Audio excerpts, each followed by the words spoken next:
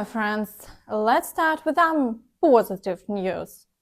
Yesterday, in the Moscow region, the body of the former Ukrainian Member of Parliament and traitor Ilya Kiva was found. A liquidator shot the fugitive traitor Ilya Kiva in the back. It's reported that the first bullet hit the heart and the second was a control shot to the head. The shooter then fled the scene and no one saw him. Now let's get straight to the direction of Kherson.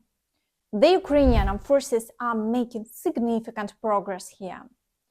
Occupies acknowledge that the Ukrainian Armed Forces have secured positions in the forest near Krynyky and the Russians no longer control it. If this information is confirmed by the Ukrainian side, it means that the advance of our forces is approximately 6 kilometers. Because the fact that the village Krynyky is under the control of the Ukrainian Armed Forces has been mentioned by the Russians for a long time. Well, here is another confirmation that the enemy has gained a foothold in the forest near the village of Krynyky from the respected Rybar channel. Southeast, from Krynyky, units of the 38th Marine Brigade began to set up fortified strongholds. Those who are versed in military affairs will understand what is hidden behind the short phrase, began to equip fortified strongholds. In other words, the armed forces of Ukraine are strongly entrenched there and are equipping a fortified area.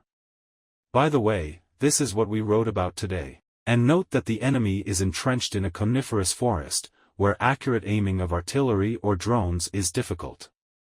Now it will be very difficult to smoke it out of there. And, of course, now the Russians have started looking for someone to blame for the successes of the Ukrainian Armed Forces.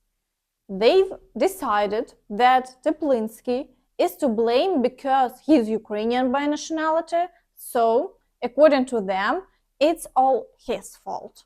And finally, this day, I dare to express the general opinion of the majority of the officers of the headquarters of the Dnipro Civil Army. Generals of the armed forces of the Russian Federation can only be Russians born in Russia or in the RSFSR.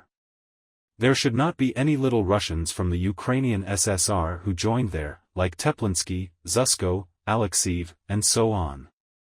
They studied the Ukrainian language and history in their schools in the USSR.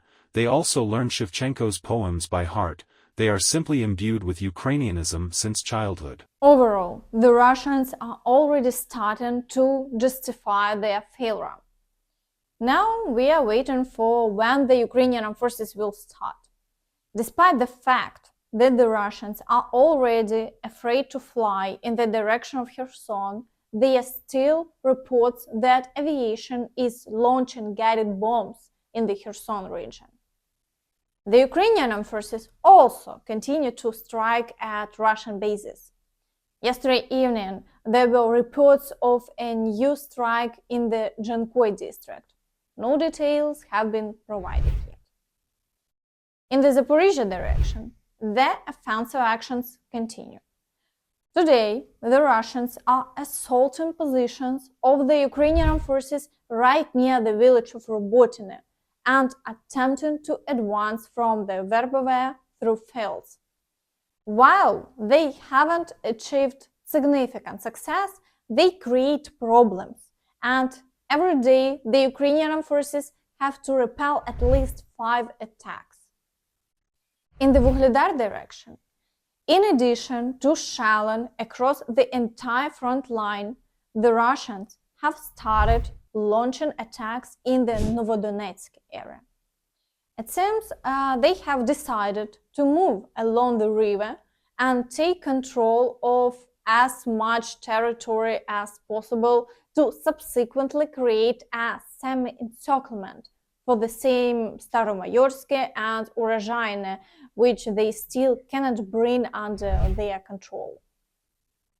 In the Avdiivka direction, the situation remains extremely challenging. Russians continue assaults in the vicinity of the coke chemical plant, Svatove and Novobakhmutivka. Late yesterday evening, the Ukrainian Armed Forces reported that the Russians had managed to advance a bit again. Russian troops intensified attacks from Svatove in the direction of Avdiivka coke plant. There is an advance. Meanwhile, attacks persist on the southern flank. Offensive actions are reported in Severne, Tonenke and Pervomaiske, but that's not all. In the industrial zone area, several groups are attempting to approach the outskirts of the city and squeeze our units of Avdiivka. In this way, they try to exert pressure both on the flanks and directly on the city.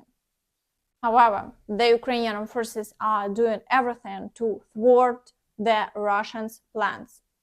Yesterday, there were reports of explosions in Donetsk. One of the strikes targeted a fuel depot. To the south, battles have also resumed. Attacks are recorded in Krasnogorivka, Novomikhailivka, and skirmishes are ongoing near Mariinka. Occupiers are trying to force our units out of the last streets, but the Ukrainian Armed Forces hold on to every meter of land. They even attempt counterattacks, but the front line remains unchanged over the day. In the Bakhmut direction, the occupiers have also significantly intensified their activities. In addition to offensive actions in the areas of Bogdanivka, Klishivka, and Andriivka, where complex battles have been ongoing for a long time, attacks are now reported in the Rozdolivka area. It seems that the occupiers decided to divert our forces in another direction. They have many reserves and hope that the Ukrainian Armed Forces will not have enough. However, the battles continue, and we await the results. The Ukrainian Armed Forces report that in the Klishivka area, the day before yesterday, the occupiers suffered significant losses, and some brigades are already refusing to storm.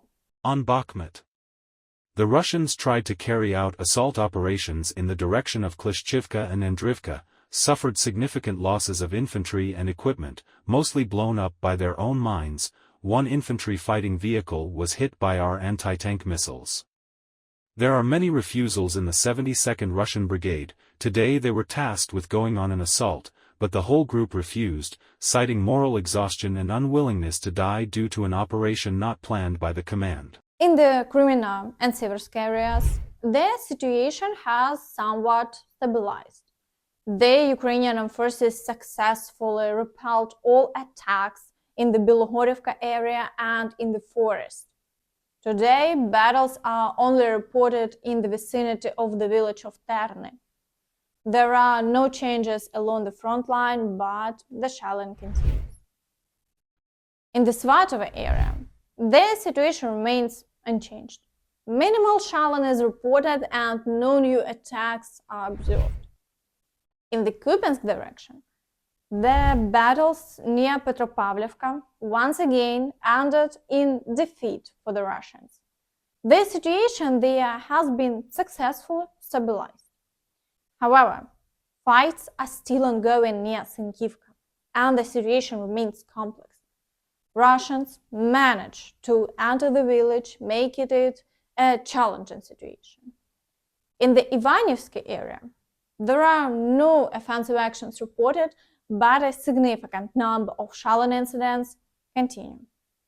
It's possible that the Russians are conducting artillery preparation for another wave of attacks. Meanwhile, everyone is eagerly anticipating a new package of aid for Ukraine from the United States. As of yesterday evening, this was the information available. The United States is today announcing a new package of weapons and equipment to support the people of Ukraine as they defend their country and their freedom against Russia's aggression. This package, which uses the limited resources that remain available to help Ukraine, provides up to $175 million of arms and equipment under previously directed drawdowns. Capabilities provided in today's package include air defense munitions, additional ammunition for high-mobility artillery rocket systems, artillery ammunition, high-speed anti-radiation missiles, anti-armor missiles, small arms ammunition, demolitions munitions for obstacle clearing, equipment to protect critical national infrastructure, and spare parts, ancillary equipment, services, training, and transportation. Unless Congress acts to pass the President's National Security Supplemental Funding request, this will be one of the last security assistance packages we can provide to Ukraine.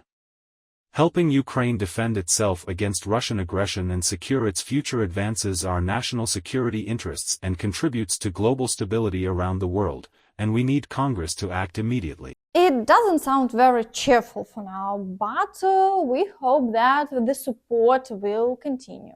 Biden stated. More border security, in addition to making some substantive changes. But they're unwilling to do it. I really thought, I felt good for a while. I thought we were making some real progress. Langford's a decent guy. It looked like he was prepared to move in a way, in a direction that we could come up with a compromise, both changing in substance, changing policy on the border, as well as security at the border. But they've walked away. It's take everything we have here, their one proposal, which is extreme, or nothing.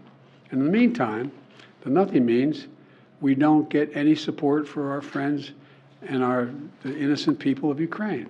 Anyway, I'll talk to you more after the... And that's all from me. Don't forget to like this video, subscribe to the channel, and hit the notification bell to stay updated on all the latest news. Thank you for watching and see you next time. Bye-bye.